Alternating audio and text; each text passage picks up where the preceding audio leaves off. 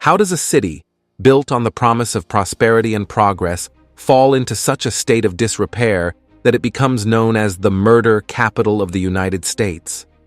This is the harsh reality facing Gary, Indiana, a once prosperous steel town that has fallen victim to the relentless march of deindustrialization and urban decay.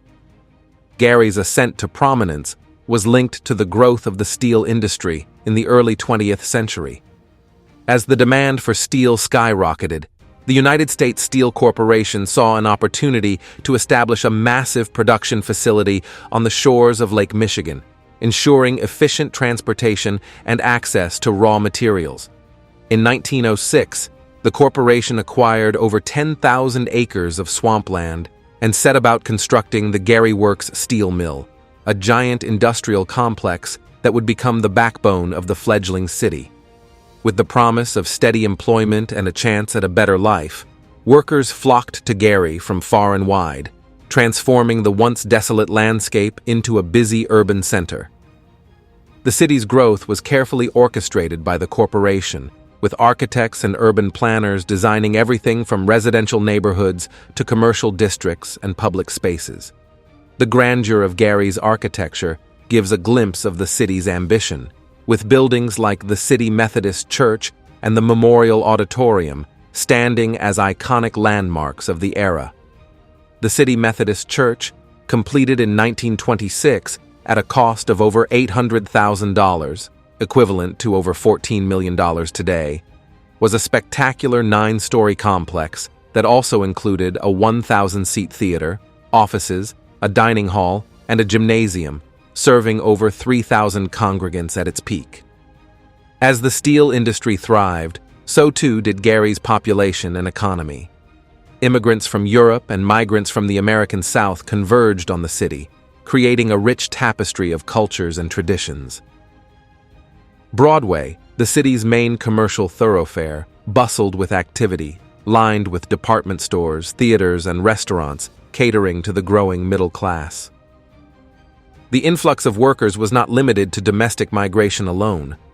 During World War I, when the steel mill faced labor shortages, Elbert Gary, the founding chairman of U.S. Steel, called for workers from the South and East of the United States.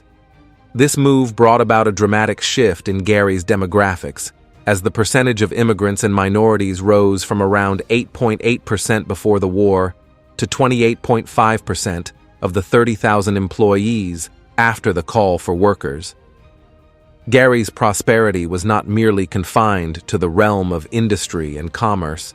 The city boasted a vibrant cultural scene, with renowned entertainers like the Jackson 5 hailing from its streets. The Gary Bathing Beach Aquatorium, a grand bathhouse and event space located along the shores of Lake Michigan, became a beloved gathering place for residents seeking respite from the city's industrial bustle.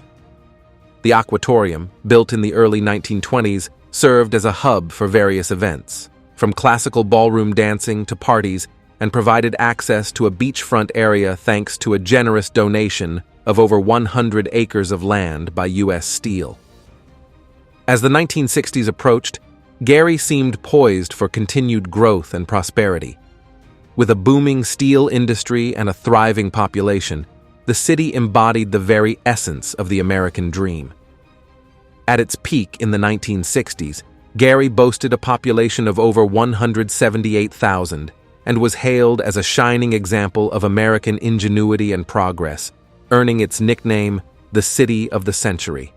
However, even as Gary basked in the glow of its success, the seeds of its eventual decline had already been sown.